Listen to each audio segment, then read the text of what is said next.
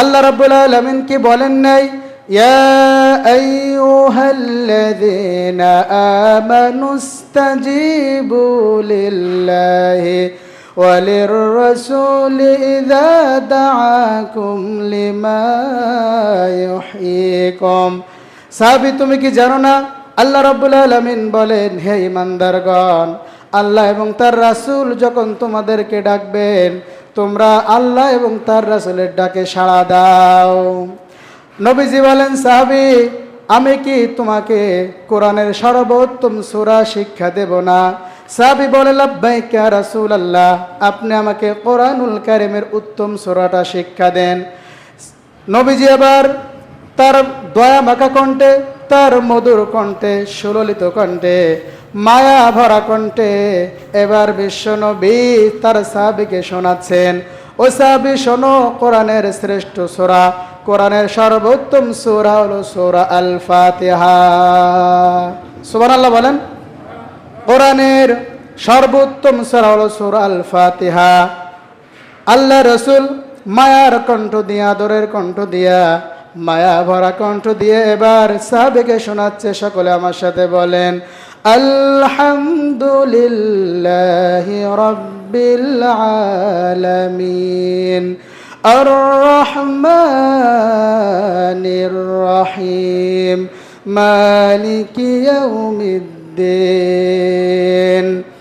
অনন্ত অসীম তুমি, প্রেমময় তুমি, বিচার দিনের মালিক। অনন্ত অসীম তুমি, প্রেমময় তুমি, বিচার দিনের মালিক। ঠিক কি না? الذين أخرجوا من ديارهم بغير حق إلا أن يقولوا ربنا الله। জোরে বলেন আল্লাহু আকবার। আল্লাহ রাব্বুল আলামিন বলেন, যারা বলেছে আমাদের রব হলেন আল্লাহ, এই কথা বলার অপরাধে, এই কথা বলার কারণে তাদেরকে ঘর থেকে বাহির করে দেওয়া হয়েছে। আল্লাযীনা উখরিজু মিন দিয়ারিহিম, তাদেরকে তাদের ঘর থেকে বের করে দেওয়া হয়েছে। তার মানে তাদেরকে এলাকা ছাড়া করা হয়েছে, তাদেরকে গুম করা হয়েছে, তাদেরকে আমাদের দেশের ভাষায় বলা যায় আয়না ঘরে ভরেছে, শুধুমাত্র কথা বলার কারণে। যারা নাকি বলে আমাদের রব হলো আল্লাহ, চিন্তা করেন রবের ভিতরে কি আছে? শুধুমাত্র রব বলার কারণে ওই যুগের কাফেররা সাহাবীদের উপরে এত নির্যাতন করেছিল, এত জুলুম করেছিল। কি আছে এই রবের ভিতরে? ওয়ালাহমি তায়রিম মিম্মা ইয়াশতাহুন। আজকে আমাদের আলোচনার বিষয় রবের পরিচয়। আওয়াজ করে বলেন তো, কি বললাম? সবাই বলেন, কি বললাম? রবের পরিচয়। আমাদের রব, আমাদের আল্লাহ তাআলা, আমাদের মনিব, আমাদের স্রষ্টাকে। আওয়াজ করে বলেন, কে? আমরা তার পরিচয়টা আজকে জানবো জুমার খুতবা থেকে সংক্ষিপ্ত আকারে। আল্লাহ তাআলার পরিচয় এত বেশি, এত ব্যাপক, এটা এক জুমায় বলে সম্ভব নয়। দেখি আমরা কয় জুমা রবের পরিচয় নিয়ে কথা বলতে পারি। আল্লাহ তাআলা আমাদেরকে তৌফিক দান করুক। পড়েন আল্লাহুম্মা আমিন। সম্মানিত হাজিরিন, সম্মানিত উপস্থিতি, সকলে আমার দিকে খেয়াল করেন। আমি আপনাদের সামনে আল কোরআন আল কারীমের 41 নম্বর সূরা হামিম সিজদার 30 নম্বর আয়াতে কারিমা তেলাওয়াত করেছি। আল্লাহ তাআলা তৌফিক দান করলে এই আয়াতের আলোকে রবের পরিচয় সাবজেক্টের উপরে আমরা কথা বলবো ইনশাআল্লাহ। বলেন ইনশাআল্লাহ। প্রিয় ভাইরা আমার, সূরা হামিম সিজদা 30 নম্বর আয়াত। আল্লাহ তাআলা, আমি কোনো ভূমিকা না দিয়েই ডাইরেক্ট আয়াতের দিকে চলে যাচ্ছি। আল্লাহ তাআলা এখানে বলেছেন, ইন্নাল্লাযীনা, নিশ্চয় যারা, ক্বালু বলে, রব্বুনাল্লাহ, আমাদের রবকে, নিশ্চয় যারা বলে আমাদের রব আল্লাহ, সুম্মাস্তাকামু, অতঃপর এই কথার উপরে অটুট থাকে, দৃঢ় থাকে, তারা ইস্তেকামাত থাকে, কায়েম থাকে। তাতানাজ্জালু আলাইহিমুল মালাইকা, তাদের উপরে আল্লাহ তাআলা ফেরেশতা অবতীর্ণ করেন, তাদের বিপদে মুসিবতে আল্লাহ তাআলা ফেরেশতা নাজিল করেন এবং ফেরেশতারা বলতে থাকেন আল্লাহ তাখাফু, তোমাদের ভয় নাই। সুবহানাল্লাহ বলেন। ওয়ালা তাহজানু, তোমাদের কোনো চিন্তা নাই, দুশ্চিন্তা নাই, তোমরা চিন্তিত হইও না। ওয়া আবশিরু, এবং সুসংবাদ গ্রহণ করো, বিল জান্নাহ, সেই জান্নাতে, আল্লাতী কুনতুম তুআদুন, যে জান্নাতের ওয়াদা আল্লাহ তাআলা তোমাদের সাথে করেছে। সুবহানাল্লাহ বলেন।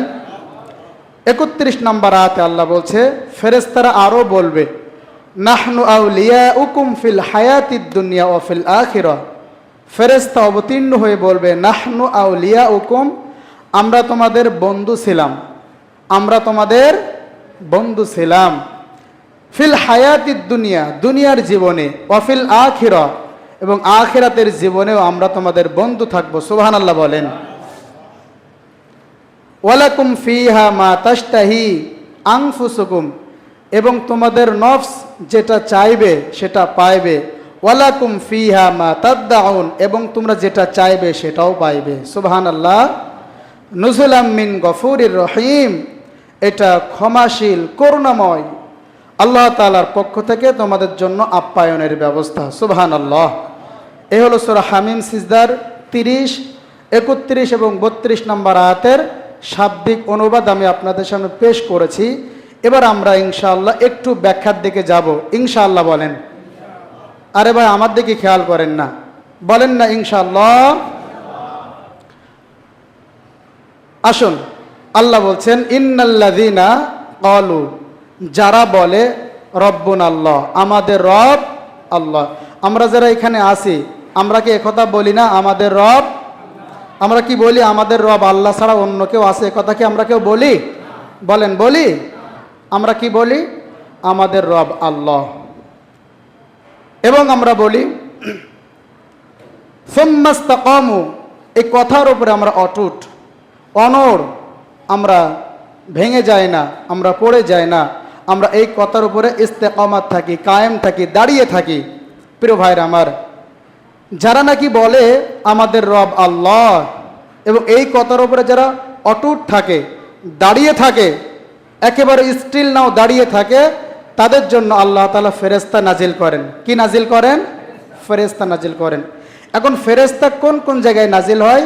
তাফসীরের ভিতরে এসেছে বেশ কয়েকটা জায়গায় ফেরেশতা নাজিল হয় যারা নাকি বলে আমাদের রব আল্লাহ। প্রিয় ভাইরা আমার, শুধু রব বললে, আপনি যদি বলেন আমাদের রব আল্লাহ, এই কথা বললে আপনাকে কেউ গালি দেবে? কথা বলে না। আপনাকে গালি দেবে? আপনাকে কেউ মারবে? আপনার নামে কেউ কুটু কথা বলবে? কিন্তু নবীজির জামানায় যারা বলেছে আমাদের রব আল্লাহ এবং এই কথার উপরে যারা অটুট ছিল, তাদেরকে জুলুম করা হয়েছে, তাদেরকে রিমান্ড দেওয়া হয়েছে, তাদেরকে গুম করা হয়েছে, তাদেরকে জুলুম, অত্যাচার, নির্যাতনের স্টিম রোলার চাপানো হয়েছে, শুধুমাত্র বলেছিল আমাদের রব আল্লাহ। আল্লাহ রাব্বুল আলামিন বলেন আল্লাযীনা উখরিজু মিন দিয়ারিহিম বিগাইরি হাক্কিন ইল্লা আন ইয়াকুলু রাব্বুনাল্লাহ। জোরে বলেন আল্লাহু আকবার। আল্লাহ রাব্বুল আলামিন বলেন, যারা বলেছে আমাদের রব হলেন আল্লাহ, এই কথা বলার অপরাধে, এই কথা বলার কারণে তাদেরকে ঘর থেকে বাহির করে দেওয়া হয়েছে। আল্লাযীনা উখরিজু মিন দিয়ারিহিম, তাদেরকে তাদের ঘর থেকে বের করে দেওয়া হয়েছে, তার মানে তাদেরকে এলাকা ছাড়া করা হয়েছে, তাদেরকে গুম করা হয়েছে, তাদেরকে আমাদের দেশের ভাষায় বলা যায় আয়না ঘরে ভরেছে, শুধুমাত্র কথা বলার কারণে। যারা নাকি বলে আমাদের রব হলো আল্লাহ, চিন্তা করেন রবের ভিতরে কি আছে? শুধুমাত্র রব বলার কারণে ওই যুগের কাফেররা সাহাবীদের উপরে এত নির্যাতন করেছিল, এত জুলুম করেছিল, কি আছে এই রবের ভেতরে? আল্লাহ রাব্বুল আলামিন বলেন, যখন তোমরা রব বলবা এবং এই কথাটার উপর ইস্তেকামাত থাকবা, দাঁড়িয়ে থাকবা, তোমাদের উপরে জুলুম আসবে, তোমাদের উপরে নির্যাতন আসবে। ও বান্দা, জুলুম আসতে পারে, নির্যাতন আসতে পারে, ওই সময় আল্লাহ বলেন তাতানাজ্জালু আলাইহিমুল মালাইকা, বলেন আল্লাহু আকবার। আল্লাহ তাআলা ওই সময় ওই বিপদে পড়া ইমানদারকে আল্লাহ তাআলা ফেরেশতা পাঠায় দিয়ে, আল্লাহ তাআলা ফেরেশতার মাধ্যম দিয়ে বলেন, আল্লাহ তাখাফু, তুমি ভয় পেও না। ও আল্লাহর গোলাম, তুমি ভয় পেও না, তুমি ভয় পেও না। ওয়ালা তাহজানু, তুমি দুশ্চিন্তাগ্রস্ত হও না। ওয়া আবশিরু বিল জান্নাহ, এবং সেই জান্নাতের সুসংবাদ গ্রহণ করো, যে রবের উপরে ইস্তেকামাত থাকতে গিয়া, যে রবের উপরে দাঁড়িয়ে থাকতে গিয়া আজকে তোমাকে বিপদের সম্মুখীন হতে হচ্ছে, আজকে তোমাকে জেল জুলুম জরিমানার শিকার হতে হয়েছে, তুমি ভয় পেও না। দুনিয়ার কিছু অর্থদণ্ডী তোমার যাচ্ছে, তুমি দুশ্চিন্তা করো না, ভয় পেও না। এ অবস্থায় যদি তোমার মরণ হয়ে যায়, ফেরেশতা বলে, আল্লাহ তাআলা বলে, আমার ফেরেশতা আরো 3 জায়গায় তাদের জন্য নাজিল হয়ে যায়। কয় জায়গায়? জোরে বলেন, কয় জায়গায়? 3 জায়গায়। 1 নাম্বার, মৃত্যুর সময়, দুনিয়ার বালা মুসিবত সইতে সইতে বান্দা যখন রবের জন্য মরে যায়, মৃত্যুর সময় বান্দাকে যখন দাফন কাফন করে দেওয়া হয়, ওই কবরের ভিতরে ফেরেশতারা তার জন্য দাঁড়িয়ে যায়, আর ওই রব মানা মুসলমানকে বলতে থাকে, আল্লাহ তাখাফু ওয়ালা তাহজানু, আল্লাহর বান্দা ভয় পেও না, চিন্তিত হয় না, একটু পরে তোমাকে হিসাব নিকাশ করা হবে, আল্লাহ তাআলা তোমাদের হিসাবটা সহজ করে দেবেন। সুবহানাল্লাহ বলবেন না? আর একটা জায়গায় ফেরেশতা নাজিল হয়ে যায়, সেটা হলো মানুষ যখন কিয়ামত থেকে হাসরের ময়দানে উঠবে, ওই হাসরের ময়দানে ওঠার সময় আল্লাহ তাআলা ফেরেশতা নাজিল করে দিয়ে বলে, বান্দা আল্লাহ তাখাফু ওয়ালা তাহজানু, টেনশন করো না, তোমরা ভয় পেও না, তোমাদের জন্য কে আছে? আল্লাহ আছে। এরপরে ফেরেশতারা বলতে থাকে, ও ইমানদার মানুষ, ও রব মানা মুসলমান, ওয়া আবশিরু বিল জান্নাতিল্লাতী কুনতুম তুআদুন, জান্নাত চির সুখেরি ঘর, জান্নাত চির সুখেরি ঘর, ওগো জানতে যদি তুমি, মায়া ঘেরা রঙিন পৃথিবী, নয়তো সুখের খনি। ঠিক কিনা? এই পৃথিবীটা হচ্ছে রঙিন পৃথিবী, এখানে আমরা সব রঙিন দেখছি, কিন্তু চিরস্থায়ী সুখ, চিরস্থায়ী শান্তি আল্লাহ তাআলা জান্নাতে রেখেছে। ঠিক কিনা? সব জান্নাতে আল্লাহ তাআলা সব নিয়ামত রেখেছে। ফেরেশতা বলতে থাকে, ওয়াবশিরু বিল জান্নাহ, সে জান্নাতের সুসংবাদ গ্রহণ করো, যে জান্নাতের ওয়াদা আল্লাহ করেছে। শুধু তাই না, ফেরেশতা বলতে থাকে, তুমি যখন রব বলেছিলাম, সমস্ত জায়গায় বিপদে পড়েছিলাম, আমি ফেরেশতা তোমাদের কাছে অবতীর্ণ হয়েছিলাম, শুধু দুনিয়ায় তোমাদের যেমন বন্ধু ছিলাম, অফিল আখিরাতেও আমি তোমাদের বন্ধু থাকবো, এবং ওই জান্নাতটা এমন জান্নাত হবে, ফেরেশতারা রব মানা মুসলমানদেরকে সান্ত্বনা দিতে থাকে, ওই জান্নাতটা এমন হবে, তোমাদের অন্তর যা কল্পনা করবে তোমরা সাথে সাথে সেটা পেয়ে যাবে। সুবহানাল্লাহ বলেন। এই আয়াতের ব্যাখ্যায় 2টা হাদিস পেয়েছি, বড় আশ্চর্য, বড় চমৎকার। তাফসিরে ফি জিলালিল কোরআন, তাফসিরে জালালাইন সহ তাফসিরে নূরুল কোরআন পড়লাম, আয়াতের তাফসির করতে যাব বলে আয়াতে 2টা হাদিস পেলাম, বড় চমৎকার 2টা হাদিস পেলাম। 1 নাম্বার হাদিসটা হলো, রাসূলুল্লাহ বলেছেন, যারা জান্নাতে যাবে, জান্নাতি মানুষের সামনে দিয়ে যখন পাখিগুলা উড়ে যাবে, তখন জান্নাতীরা মনে বাসনা করবে, কামনা করবে, এই পাখিটা যদি ভোনা হয়ে আমার সামনে চলে আসতো, নফসটা এটা কল্পনা করার সাথে সাথে ওই পাখিটা ভাজা হয়ে ওই পাখিটা রান্না হয়ে একেবারে ভুনা হয়ে তার সামনে চলে আসবে।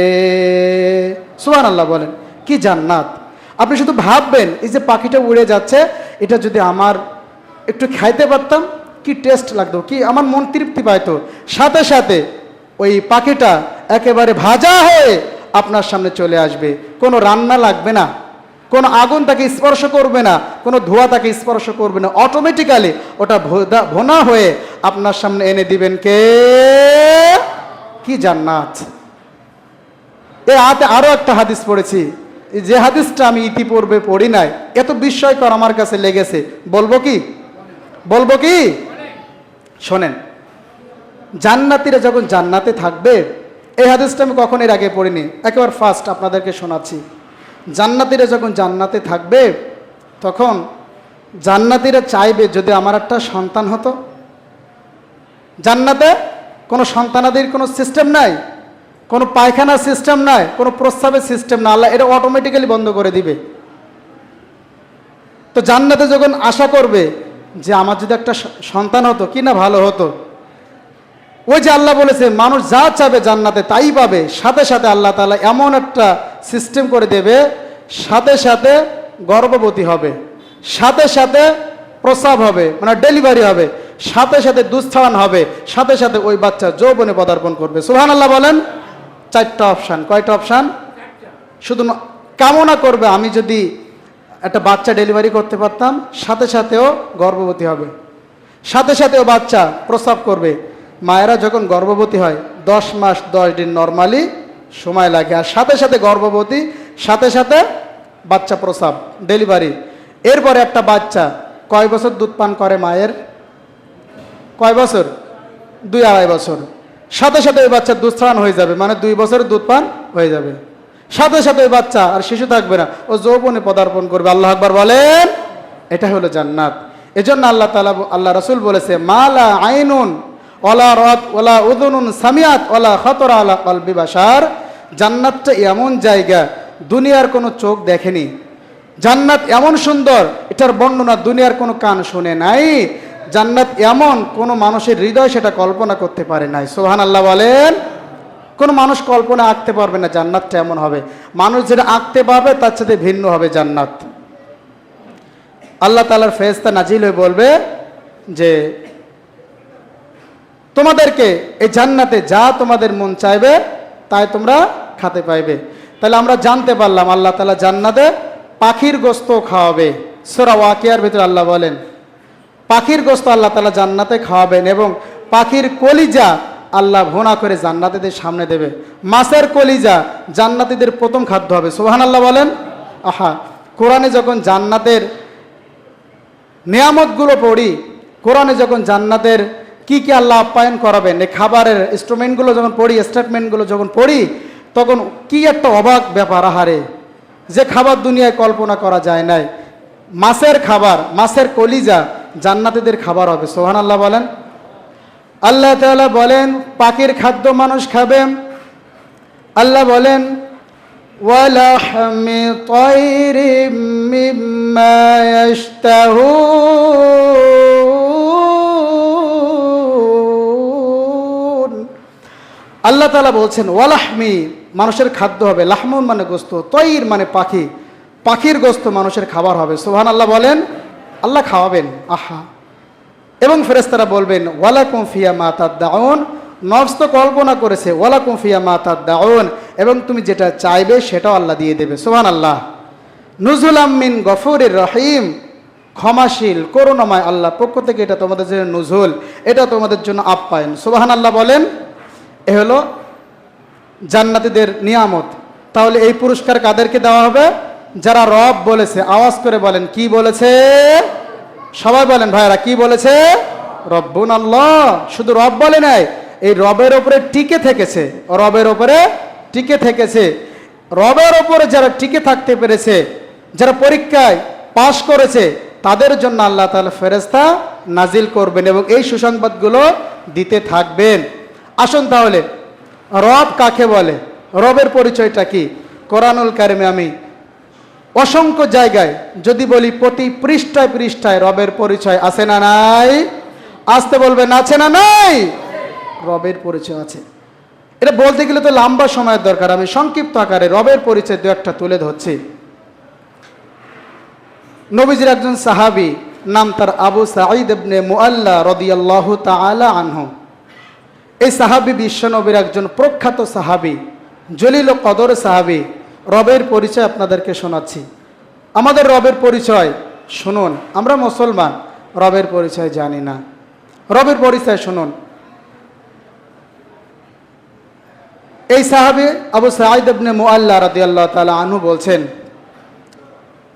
সাহাবী বলেন, কুনতু উসাল্লি, আমি যখন নামাজ আদায় করছিলাম, হঠাৎ করে দেখি বিশ্বনবী আমাকে নামাজের ভিতরে ডাক দিলেন।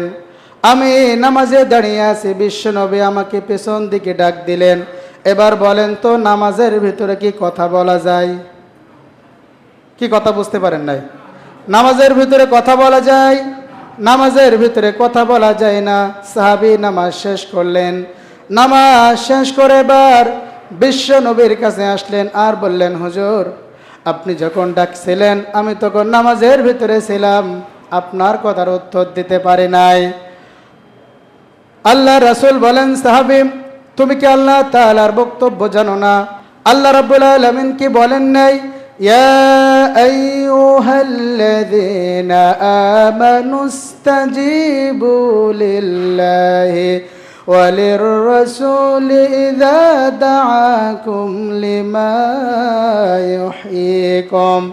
সাহাবী তুমি কি জানো না আল্লাহ রাব্বুল আলামিন বলেন, হে ঈমানদারগণ, আল্লাহ এবং তার রাসূল যখন তোমাদেরকে ডাকবেন তোমরা আল্লাহ এবং তার রাসূলের ডাকে সাড়া দাও। নবীজি বলেন, সাহাবী আমি কি তোমাকে কোরআনের সর্বোত্তম সূরা শিক্ষা দেব না? সাহাবী বলে, লাব্বাইক ইয়া রাসূলুল্লাহ, আপনি আমাকে কোরআনুল কারীমের উত্তম সূরাটা শিক্ষা দেন। নবীজি আবার তার দয়া মাখা কণ্ঠে, তার মধুর কণ্ঠে, সুললিত কণ্ঠে, মায়া ভরা কণ্ঠে এবার বিশ্বনবী তার সাহাবীকে শোনাচ্ছেন, ও সাহাবী শোনো, কোরআনের শ্রেষ্ঠ সূরা, কোরআনের সর্বোত্তম সূরা হলো সূরা আল ফাতিহা। সুবহানাল্লাহ বলেন। কোরআনের সর্বোত্তম সূরা হলো সূরা আল ফাতিহা।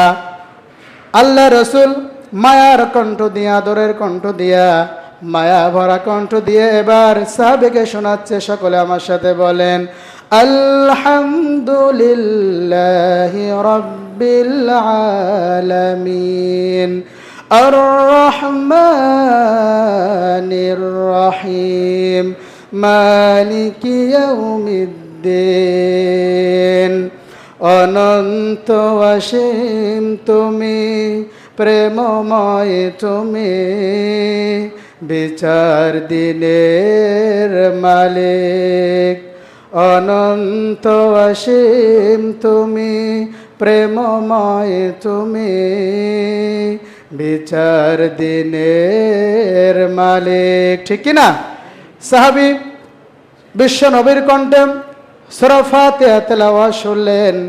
এই সূরা ফাতিহা কোরআনুল কারীমের উত্তম সর্বোৎকৃষ্ট সূরা।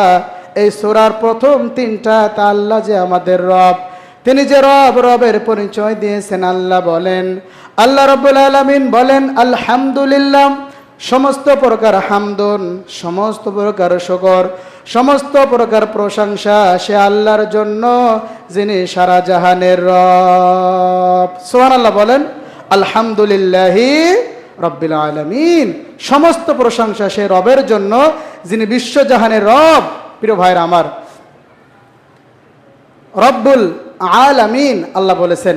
আরবিতে আলম মানে একটা জগৎ, পৃথিবী একটা জগৎ, পৃথিবী একটা, সবাই আমার সাথে বলেন, পৃথিবী একটা জগৎ। এটা মুখস্থ করেন, পৃথিবী একটা জগৎ। আরবিতে এটাকে বলে আলম, এক বচন। কিন্তু আল্লাহ তাআলা এক বচন দেয় না, আল্লাহ দিয়েছে আলামিন, বহু বচন। তার মানে বোঝা যায় আল্লাহ তাআলা আরো জগৎ সৃষ্টি করেছেন। 7টা আকাশ, 7টা জমিন। 7টা আকাশের নাম আমরা অনেকে জানি, 7টা আকাশের বর্ণনা অনেকে জানি, কিন্তু 7টা জমিনও কিন্তু আছে। হয়তো বলবেন হুজুর এটা কোনোদিন শুনিনি। 7টা আসমান আছে এটা জানি, কিন্তু 7টা জমিন তো কোনোদিন শুনিনি।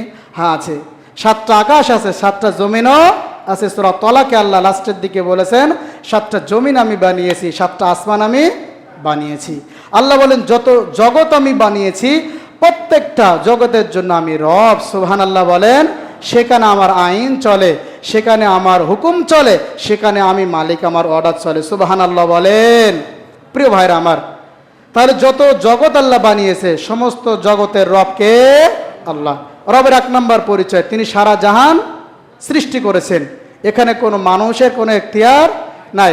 বলেন দিন, আল্লাহ কি একজন না দুইজন? কথা বলে না, একজন।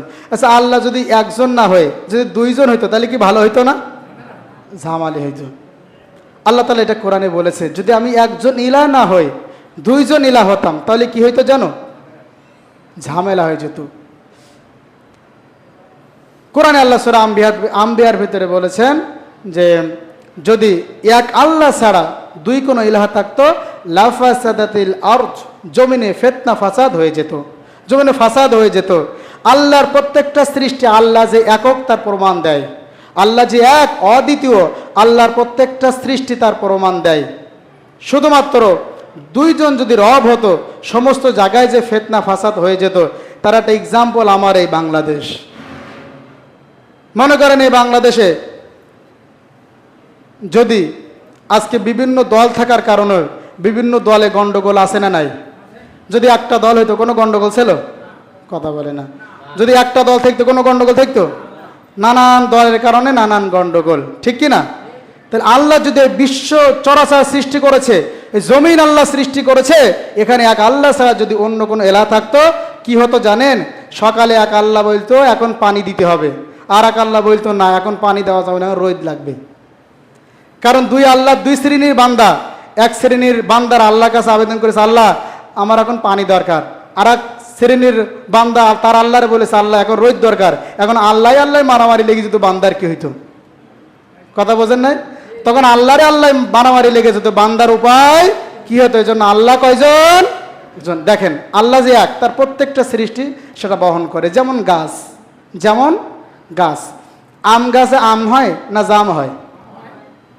মনে করেন লতা আম গাছ, এই লতা আম গাছে কি ন্যাংরা আম হয়? না।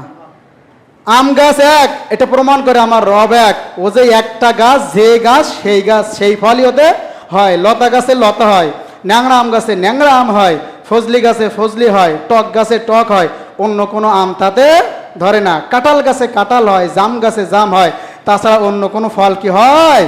হয়তো বা বলবেন হুজুর হয়, সেটা আমাদের কূটনীতি বুদ্ধির কারণে, কলপ করার কারণে। বোঝে না?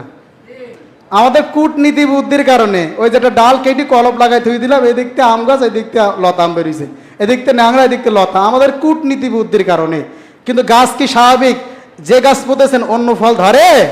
তার মানে গাছ প্রমাণ করে আমার রব কয়জন? রব আমাদের এক। প্রিয় ভাইরা আমার, সারা জাহান সৃষ্টি তিনিই করেছেন। এরপর আল্লাহ বলছেন আমি রব, আমার পরিচয় নাও। আর রহমান, আমি করুণাময়, আমি করুণাময়। আর রহিম, আমি দয়াময়। সুবহানাল্লাহ বলেন। তার মতন করুণা, তার মতন দয়া কি আর কারোর আছে? কি দয়া, কি মায়া! আল্লাহু আকবার বলেন, আল্লাহু আকবার। কি দয়া!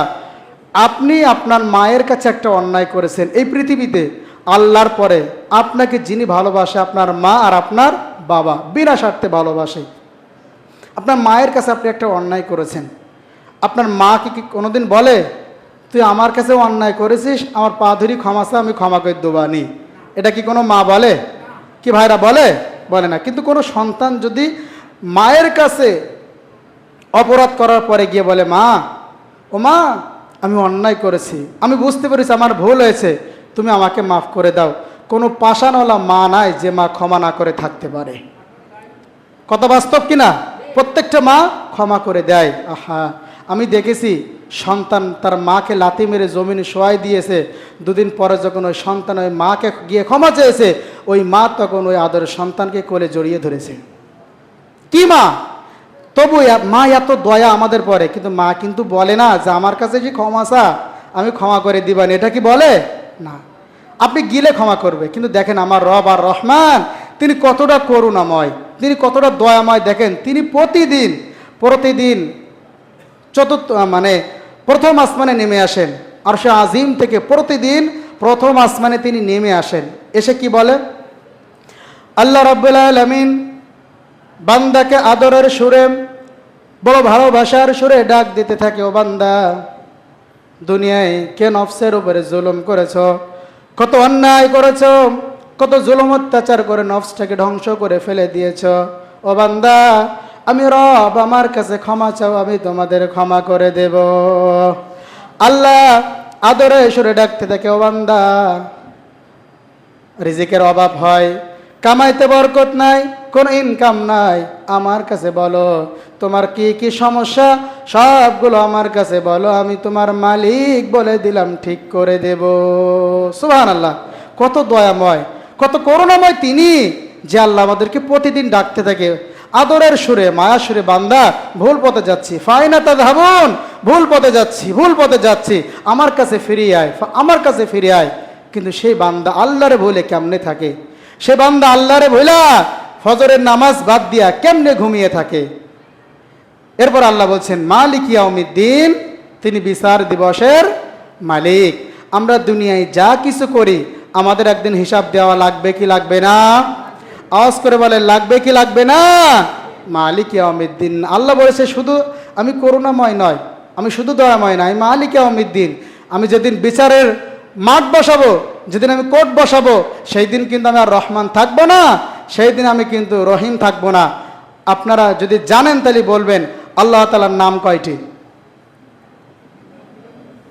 99টিরও বেশি, 99টির নামের বেশি। ওয়ালিল্লাহিল আসমাউল হুসনা, আল্লাহর অসংখ্য নাম আছে। এই নামের একটা অর্থ আছে।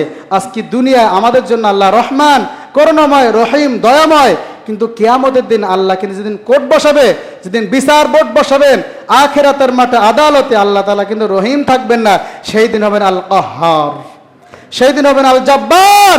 তার চাইতে বড় কঠিন, তার চাইতে ভয়ঙ্কর আর কেউ থাকবে না। আপনি মনে করেন সেই দিন আল্লাহ করুণা করবে? অত সহজ না, অতটা গুড় হাফ কেজি না। সেই দিন আল্লাহ কাহ্হার নাম নিয়ে, লিমানিল মুলকুল ইয়াউমা লিল্লাহিল ওয়াহিদুল কাহ্হার, আল্লাহ কাহ্হার নাম নিয়ে দাঁড়িয়ে যাবে, জব্বার নাম নিয়ে দাঁড়িয়ে যাবে। আপনি সেই দিন অত সহজে মাপ পেয়ে যাবেন এমনটা নয়। এজন্য মালিক ইয়াউমিদ্দিন, তিনি বিচার দিবসের মালিক। আসুন না আমরা মালিকের কাছে ফিরে আসি। জীবনে কত গুনাহ করেছি, নামাজ পড়িনি, আজকে থেকে তওবা করেন, নামাজ ছেড়ে দেব না। আল্লাহর হুকুমগুলো অমান্য করেছি, তওবা করেন, আল্লাহ ভুল করেছি, মাফ করো, আজকে থেকে ইসলামের পাবন্দী হয়ে যাব, ইসলাম বিরোধী করব না। এরকম নিয়ত করা যায় কি যায় না? বলেন ইনশাআল্লাহ। আল্লাহ আমাদেরকে তৌফিক দান করুন, পড়েন আমিন।